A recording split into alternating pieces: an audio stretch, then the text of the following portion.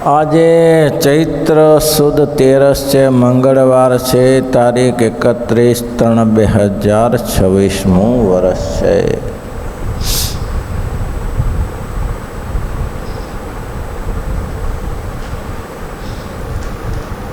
અઘરું છે મહેશભાઈ, નીકળું છે? થઈ ગયું? અચ્છા, હા, રજા આપી દીધી. સારું, નીકળો. સારું.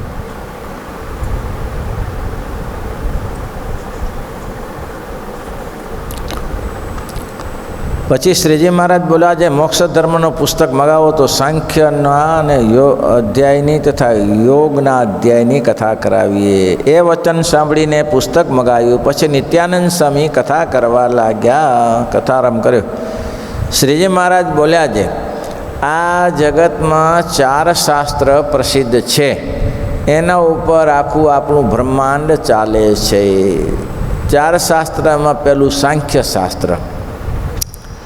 સાંખ્ય શાસ્ત્રના પ્રણેતા કોણ છે ને સાંખ્ય શાસ્ત્રની ઉત્પત્તિ ક્યાં છે બોલો, પછી આગળ વધીએ. કપિલદેવ. પ્રણેતા કપિલદેવ. ઉત્પત્તિ હા જ્ઞાનવાવ છે હજી ત્યાં. 4 શાસ્ત્રથી આખું ભારત ચાલે છે, જોશે વિશ્વ આખું ચાલે છે. પહેલામાં પેલું સાંખ્ય શાસ્ત્ર, પછી યોગ શાસ્ત્ર, પછી વેદાંત શાસ્ત્ર અને ચોથું છે પંચરાત્ર શાસ્ત્ર, ભક્તિશાસ્ત્ર જેને કહેવામાં આવે છે. આ 4ને આધારે વિશ્વ ચાલે છે અને એમાં આપણે ભાગ્યશાળી છીએ. એક શાસ્ત્ર તો આપણે ત્યાં જ કહેવાયું છે. કપિલ મુનિ દ્વારા દેવહૂતિ પ્રત્યે ઉપદેશ કર્યો, તેને સાંખ્ય શાસ્ત્ર કીધું છે. હવે અહીંયા શ્રીજી મહારાજે આ શ્રીની નિત્યાનંદ સ્વામીએ કથા કરવાનો આરંભ કર્યો. પછી એમાં વાત સાંખ્યની આવી અને યોગની આવી.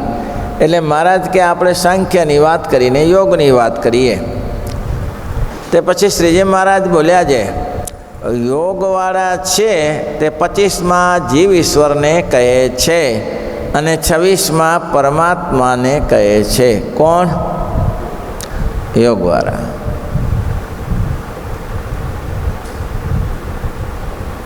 જીવ ઈશ્વરને 24 તત્વ અવંતર જ માન્યા. કારણ એને આગળ આપણે ચર્ચા કરી છે, 24 તત્વ જીવ વગર રહી શકે નહીં ને જીવ 24 તત્વ વગર રહી શકે નહીં રહે. આ શરીરમાં ઇન્દ્રિયો ન હોય તો જીવ કંઈ કરવાને સમર્થ નથી. આ દેહ જ બંધાયની ઇન્દ્રિય વગર તો એ જીવ શું કામ કરે? લુખો રખડા કરે, લોખંડીથી કાંઈ થાય નહીં. અને એ જીવ વગર તો આ દેહ ઇન્દ્રિયો શું કરશે? ત્યારે એનું કંઈ થાય એમ નથી. એટલે સાંખ્યવાળાનો એવો મત છે કે નથી તો એકલી ઇન્દ્રિયો કામ કરતી કે નથી તો એકલો જીવ કામ કરતો. જીવ શું કામ કરી શકે? કોઈ કામ ન થઈ શકે. સંતાનની ઉત્પત્તિ માટે પતિ પત્ની બે જોઈએ તો જ સંતાનની ઉત્પત્તિ થાય. એટલે એમ કહે છે કે સાંખ્યવાળાનો જોગવાળાનો મત છે. શું છે? 24 તત્વ, 25માં જીવ ઈશ્વર અને 26માં પરમાત્મા. આ યોગનો મત છે. ત્યારે સાંખ્યવાળા શું કહે છે? ભાઈ સમજાયું છે? સમજાય ઉપરથી જાય બધું ભાઈ. આ તો એમ સમજાઈ જતું હોય તો અહીંયા હું કરા બેઠા પડે. બોલો પૂર્ણસ્વામી, યોગવાળાનો મત બોલો.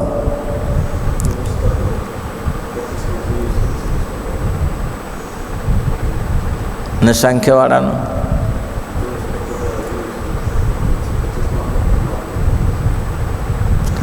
સાંખ્યવાળા એમ કહે છે કે જીવ અલગ છે જ નહીં, જીવને ઈશ્વર અલગ છે જ નહીં, એ બધા એક જ છે.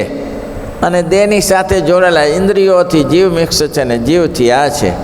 એટલે સાંખ્યવાળાનો મત એવો છે કે 24 તત્વ અવંતર, એટલે એમાં જ જીવ ઈશ્વર આવી જાય અને પરમાત્મા 25માં થાય. પહેલાં એમ કહે છે કે 24 તત્વ, 25માં જીવ ઈશ્વર અને 26માં પરમાત્મા છે. આટલો ભેદ અહીંયાથી પડ્યો. પરમાત્મા 26માં છે, પણ મહારાજે એ ભેદની ચર્ચા નથી કરી.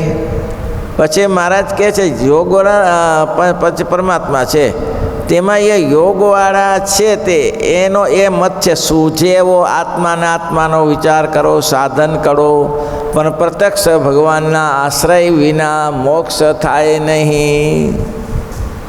બોલો તમારું શું કહેવાનું? સૂઝે એવો આત્માનો વિચાર કરો, ગમે કરો, યોગનો મત છે.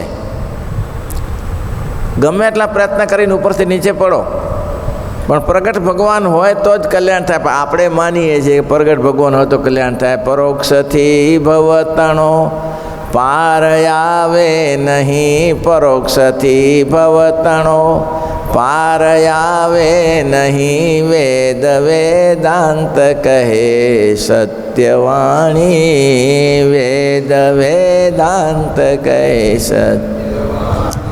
પરોક્ષથી ભવતણો પાર ના આવે એટલે પ્રત્યક્ષ ભગવાન તો જ્યારે મનુષ્ય આકૃતિ ધારણ કરે ત્યારે જ મળે, નહીં તો ભગવાન પ્રત્યક્ષ ક્યારે મળી શકે? તો જીવનું કલ્યાણ થાય જ નહીં. કે ગમે તેવા ધારે એવા આત્માનો વિચાર કરો અને ગમે એવા સાધન કરો, પણ જ્યારે પ્રગટ ભગવાન મળે ત્યારે જ જીવનું કલ્યાણ થાય, તે સિવાય કલ્યાણ થાય નહીં. દેખો સુજેવા આત્માનો વિચાર કરો, સાધન કરો, પ્રત્યક્ષ ભગવાનના આશ્રય વિના મોક્ષ ન થાય. અને વાત એની સારી છે, પ્રત્યક્ષ ભગવાન હોય તો તાત્કાલિક કામ પતી જાય. ભાઈ ભગવાન હોય તો તાત્કાલિક કામ પતે. કાલે આપણે જોયું હતું પેલો પઠાણ અને એને સમાધિ, જમાદારને સમાધિ કરાવી. એ સાધન કરે તો સમાધિ થઈ જાય? એ માળા કરે, જપ કરે ને સાધનથી સમાપ્તિ થાય? તો કે એ સમાધિ કશું ના થાય. તો પ્રગટ ભગવાન બિરાજે છે તો શું કર્યું? ગાયે સમાધિ કરાવી દીધી અને સમાધિમાં ઘણું બધું દેખાડ્યું. હવે એને 7 પેઢી વીતીજી હોય તો એ સાધન કરીને પાર ન પડે, પણ પ્રગટ ભગવાન હોય ત્યારે બધું જ કરી શકે. ગમે તેને કાલવણીમાં કેવી સમાધિઓ કરાવે, ઘાસના પૂળાની જેમ માણસને ખડકી દે, અને કોઈ એને બોલાવા આવે તો આંગળી રાડે તો લે પાછો બહાર આવી જાય. એ પ્રગટ ભગવાન હોય ત્યારે જ થાય, પરોક્ષથી ન થાય. માંસ ઘીધ અધમયતી આમિષ ભોગી, ઘીધ અધમયતી આમિષ ભોગી. રામાયણનું સૂત્ર છે. ઘીધ અધમયતી આમિષ ભોગી, ઘીધ અધમયતી આમિષ ભોગી. તેને ગતિ દીએ યાચત જોગી, તેને ગતિ દીએ યાચત જોગી. જોગીઓ જે ગતિની યાચના કરે છે એ ગતિ માંસાહારી પ્રાણીને ભગવાને આપી, દિવ્ય ગતિ આપી. કેમ? થોડી સેવા કરી, માતા સીતાની થોડી સેવા કરી. રાવણને સમય જજુમ્યો ગીધ, તો ગીધ અધમયતી આમિષ ભોગી, ગીધ અધમયતી આમિષ ભોગી. તેને ગતિ દીએ યાચત જોગી, તેને ગતિ દીએ જાતક જોગી. અધમ તે અધમ અધમયતિ નારી, અધમ તે અધમ અધમ. આ સૂત્ર વાપર્યું છે. સ્ત્રી જાતને અધમ કહેવાય છે, પરંતુ ભગવાનના ભક્ત ન હોય તેને. ભગવાનના ભક્ત તો સધમ જ છે ને. તો મહારાજ નથી, એનું કામ પુરુષો સ્ત્રીઓ કરતાં પુરુષો કરતાં સ્ત્રીઓ વધારે કામ કરી જતી હોય. પણ એ સબરીને મોક્ષ આપ્યો, દિવ્ય ગતિ આપી. શું સાધન? બસ ગુરુના વચનમાં વિશ્વાસ. ગુરુ કે વચન પ્રતીતિ ન જેને, ગુરુ કે વચન પ્રતીતિ ન જેને. સપને હું સુખ સિદ્ધિ સુલભ નથી ને, સપને હું સુખ સિદ્ધિ સુલભ નથી. એક ગુરુના વચનમાં વિશ્વાસ. સબરી બસ અહીં સેવા કરતી રહે, અહીં સેવા કરતી રહે.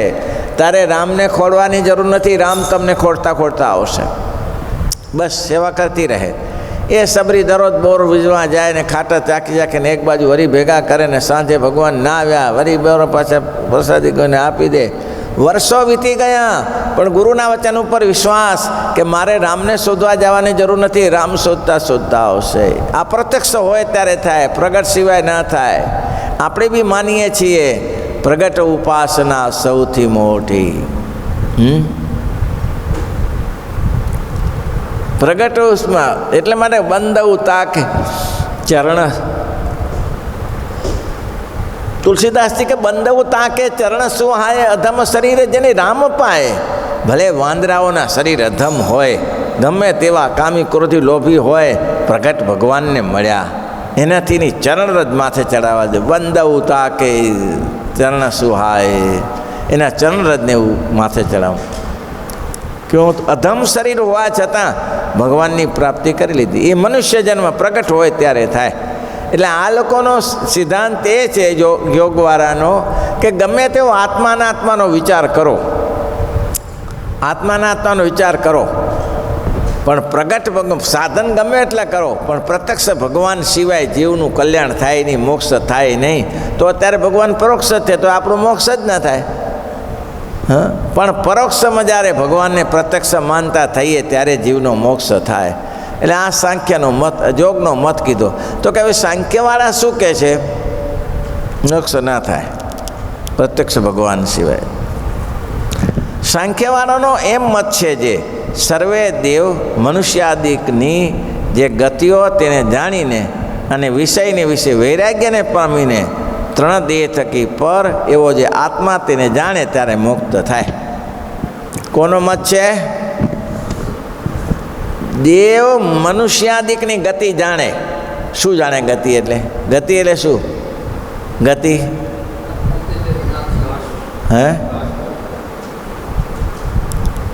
ગતિ જાણે કે આ જગતમાં જે કંઈ દેવ મનુષ્ય જન્મશે છીણે પુણ્ય મૃત્યુ લકમ ભવંતી, એ તો દેવતાનું સૂત્ર છે કે પુણ્ય પૂરો થાય એટલે ત્યાં પૃથ્વી પર આવવું પડે. પછી ગમે તે હોય, પછી ગમે તે હોય. મહાપુરુષે એક સરસ વાત નથી કરી? મહાપુરુષની વાતોમાં વાત છે કે કયા ગામનું નામ તો ભૂલાઈ ગયું. તે ફરવા ગયા તો આગલે એકાદશી હતી. આજે એકાદશી એટલે આવતીકાલે ભગત પારણું કરવા જતા હતા તો રસોડાની પાસે જ પડ્યા નીચે ચક્કર ખાઈને. લે ઉપવાસ, લોકોએ કીધું કે ભાઈ આને ઉપવાસની ગરમી ચડી ગઈ હશે. તો ગરમી બીજી ચડી જતી. ગોપળાને સામે કે સુડાવી દો, કાંઈ ગરમી ચડી નથી, એ તો થઈ જશે. સુડાવી દીધું. સાંજે ભાઈ પાછા જાગ્યા. ગોપળાને સામે કહે, હે ભાઈ કેમ આમાં કેમ પધરામણી કરી? તો કે તમે બિરાજો છો ને તો અમારે શું કામ છે? અમે બિરાજીએ છીએ. સ્વામીજી તમારા જેવા સમર્થ પુરુષો હોય તો અમારું કલ્યાણ કરે ને તમારું કોણ પ્રેતાત્માનું કલ્યાણ કરે? પ્રેતાત્માનું કલ્યાણ કરે કોણ કરે? ફણો બનાવીને કબાટમાં પધરાવી દે, ભલે કૂટાયા કરે વર્ષો સુધી, ફણા બનાવી દે. ફણો એટલે એનું પ્રતિક બનાવીને ગોખલામાં પધરાવી દે. વર્ષો સુધી કૂટ્યા કે રાજસ્થાનમાં જોજો ઘરો ઘર ફણા હશે ને શ્રીફળ હશે, ફણા ને શ્રીફળ હશે. કોણ મોક્ષ કરે? પણ સ્વામીજી તમારા આશરે આવ્યા છીએ, દયા કરો. પણ સ્વામી થયું શું આવવાનું? આમાં કેમ આવ્યો? તો બીજો ક્યાં શોધીએ ત્યારે તમારો જોગ પરત. તો કેટલા પ્રયત્નની ગતિ થઈ કેમ? તો કે અમે તો સ્વામી સ્વર્ગમાં ગયા હતા. લ્યો, સ્વર્ગમાંથી પાછા પડ્યા. તેમ તો કે પુણ્ય ખૂટી ગયું. ભાઈ તેલ ખૂટી જાય તો વિમાન નીચે જ પડે ને, ગાડી બંધ જ થઈ જાય ને તેલ ખૂટી જાય તો. કે પુણ્ય ખલાસ થઈ ગયું. તે એવું સ્વામી કે એવું શું પુણ્ય કર્યું હતું? પુણ્યમાં તો કંઈ નહીં સ્વામી. ખેતરની શેઠા ઉપર એક પાણીનો અવાડો કરેલો અને અવાડામાંથી ગાયો ભેંસો બધા પાણી પીવે. અને સ્વામી વધારે બધું શું હોય, ખેતરમાં કંઈક પાક થયો હોય અને એના દાણા દાખલા પડ્યા હોય એ ગાયો ભેંસો માટે નાખીએ. આના પ્રતાપે અમે ભગવાનના સ્વર્ગમાં ગયા હતા. પણ ત્યાં તો પુણ્ય પૂરું થઈ ગયું, નીચે પડ્યા. છીને પુણ્ય મૃત્યુ લોકમ વિશંતિ. પુણ્ય પૂરું થાય તો અહીંયા પાછું આવવું જ પડે આ પૃથ્વી ઉપર. એટલે અમે પાછા આવ્યા છીએ. સ્વામી કે હવે લે તમને બદ્રિકાશ્રમ મૂકી દઉં, ત્યાં તપ કરજો અને ભગવાનનું ભજન કરજો તો સુખી થશો. આવું છે. કારણ કે બીજું કંઈ કરેલું નહીં ને. પુણ્ય થઈ ગયું, પણ ત્યાંય ભજન ભક્તિ થઈએ તો આગળ વધી શક્યા. મારા એક રત્ના ભગતનો કિસ્સો છે ને, એને કીધું ભજન કરજો જ્ઞાનદાસજી, કે તમને ભગવાનના અક્ષરધામના પાછળ લઈ જાય. એને લઈ ગયા ત્યાંથી, પણ ભજન જ ન કરે તો શું થાય ભાઈ? તો સાંખ્યનો મત છે શું? તો કે આ જગતના મનુષ્યના અને દેવોના સુખને જોઈને, દેવનું સુખ કેવું છે તો કે ક્ષણી પુણ્ય વર્તુલોકામ વિશતિ, તો મનુષ્યનું સુખ કેવું છે? મારા બેટા આજે કરોડોપતિઓ અને કાલે રાખપતિ થઈને મરી જાય. કોઈની પાસે હાથમાં પાણી ખાવાનું પાત્ર, પાણી પીવાનું પાત્ર રહેતું નથી. આવી દશા થાય છે કે નહીં જગતમાં? કરોડોપતિ રાખપતિ બને છે કે નહીં? ગમે તો નુકસાન આવી ગયું, પડી ગયું અને રાખપતિ થઈ જાય છે, કોઈના નથી રહેતા. અને એ સમયે કોઈ કાંઈ કરી જ ન શકે. ભાઈ તારે માથે નગાર વાગે મોત ન રે, તારા માથે નગાર જસી એક ઘડીનો નિર્ધાર તોય જાણ્યા નહીં જગદીશને રે, નથી એક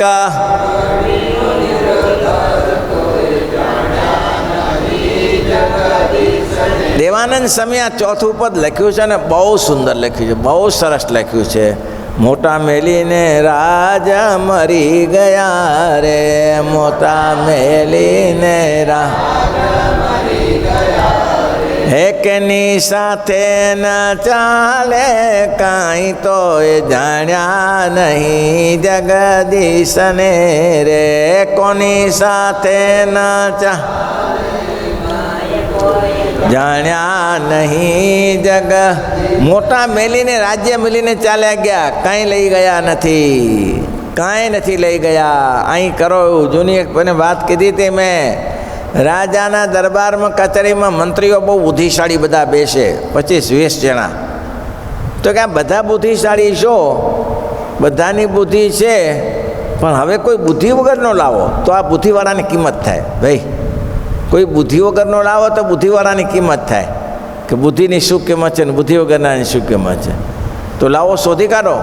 એટલે ઉપડ્યા બધા મૂર્ખને શોધવા, બુદ્ધિ વગરનો એટલે મૂર્ખ શોધવા નીકળ્યા. તે કોઈ ન મળ્યો. અમારે જો સાધુ મળ્યો, લે સાધુ મળ્યો. અને રાજાએ કીધું આ પાટિયું લઈ જાઓ, મૂર્ખનું પાટિયું લઈ જાઓ. જે મૂર્ખ હોય ને ગળે લગાડી દેજો પાટિયું, એ ફરશે, ફર્યા કરશે. તે પહેલાં એ જઈ સાધુને પકડી લાયા અને લખેલો બોર્ડ એના ગળામાં નાખ્યો. ત્યારે પહેલાં એ કીધું હવે આ ક્યારે ઉતારવાનું? હવે આ ગળામાં નાખ્યું તો ખરું, પણ હવે આને ઉતારવાનું ક્યારે? તો કે તારાથી બીજો મહામૂર્ખ મળે ત્યારે, તારાથી બીજો મહામૂર્ખ મળે એને પહેરાવી દેજે ને તું ફ્રી. તો વર્ષો વીતી ગયા. આમ તો આ પાટિયું નાખીને ફર્યા કરે. અને રાજ્યનો સભાસદ થયો. એ ગમે ત્યારે સભામાં આવે, એને પરમિશન નથી અને સભામાંથી ચાલ્યો જાય. મહામૂર્ખ છે એને કોણ રોકે? રોકે કોણ? એ રોકે તો બીજો ધોકો લઈને ફરી વળે પાછો એને. એટલે સભામાં આવે ને જાય ને બસ.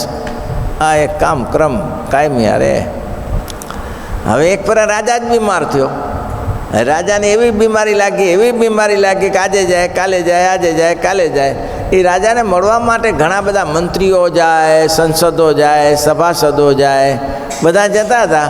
એટલે બધા મળી આવે. શું મને શું કરે? ઊભા કરે એને, એમ કહી દે કે અમે આવ્યા છીએ, કોઈની તાકાત નથી, તમને કોઈ લઈ જાય. એટલે કોઈનું ચાલે નહીં, કોઈનું ચાલે નહીં. સમયની બલિહારી છે, કોઈ કાંઈ કરી શકતા નથી ભાઈઓ. એટલે હવે પછી શું થયું? બધા ભેટમાં મળવા જતા હતા છેલ્લા સમાચાર માટે. એમાં આ માર મુખ સાધુએ ગયો. રાજાને પૂછ્યું, રાજાન? તો કે હા. શું વિચાર છે? તો હવે શું વિચાર હોય? તો કાંઈ અપેક્ષા? શું અપેક્ષા?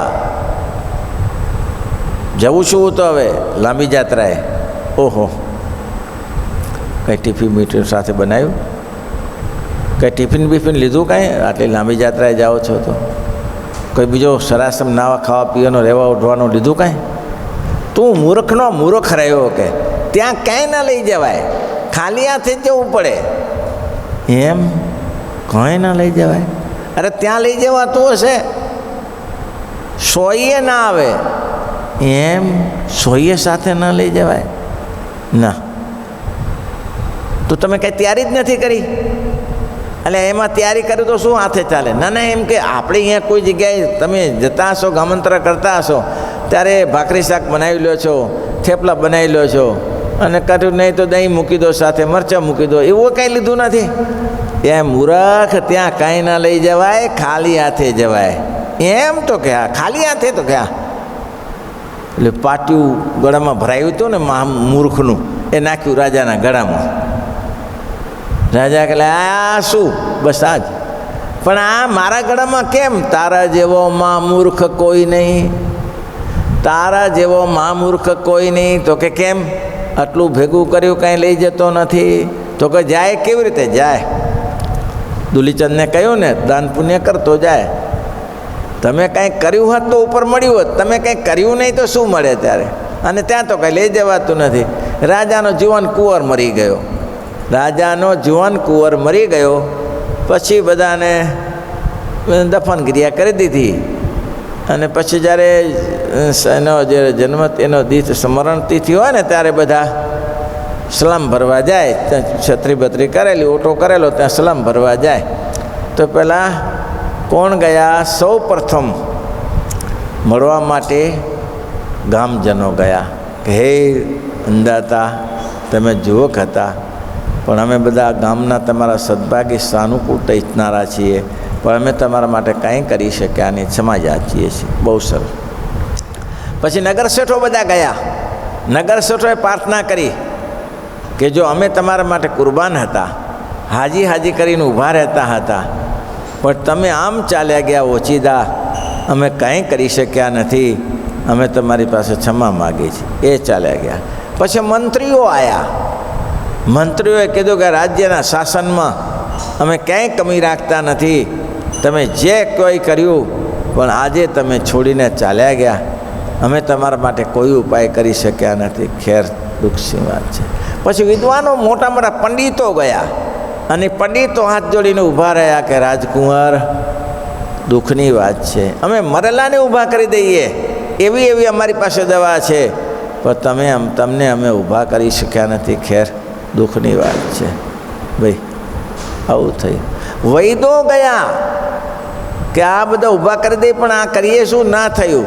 છેવટે એના કુટુંબીજનો ગયા અને એને કહ્યું, ના સૈનિકો ગયા અને સૈનિકોએ કહ્યું અમે દુનિયાભરને જીતી શકીએ છીએ, પણ તમારા મૃત્યુને રોકી શક્યા નહીં. અમારી પાસે સાધન સામગ્રીની ખામી નથી, હથિયારો પુષ્કળ છે, પણ તમને બચાવી ન શક્યા. સોરી કરીને એના કુટુંબીજનો જઈને પ્રાર્થના કરી કે ઘરમાં કાંઈ ખામી નથી, રાત રાચેલું હતું, ચારે બાજુની સંપત્તિ પુષ્કળ હતી, પણ અમે તમને બચાવી શક્યા નથી.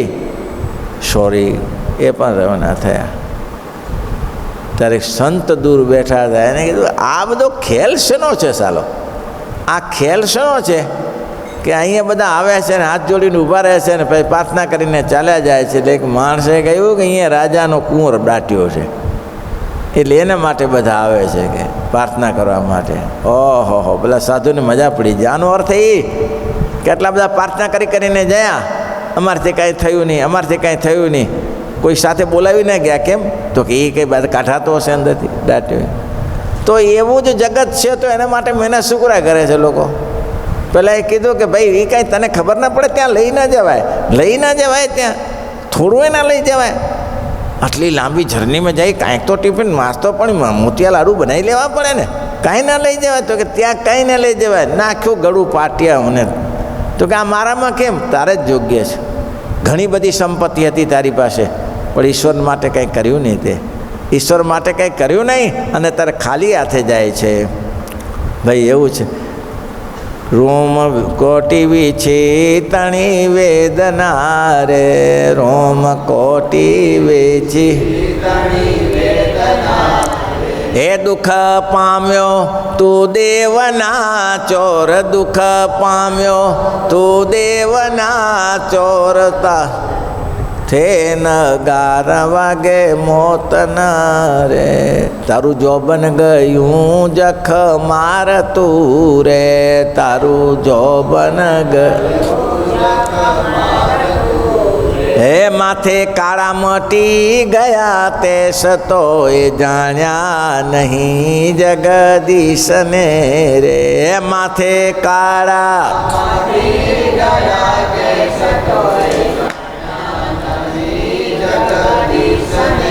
રે અંત કાળે લેવાને જમયાવ્યા રે અંત કાળે લેવાને રે જેનો ભારી ભયંકર વેશ તો એ જાણ્યા નહીં જગદીશને રે જેનો ભારી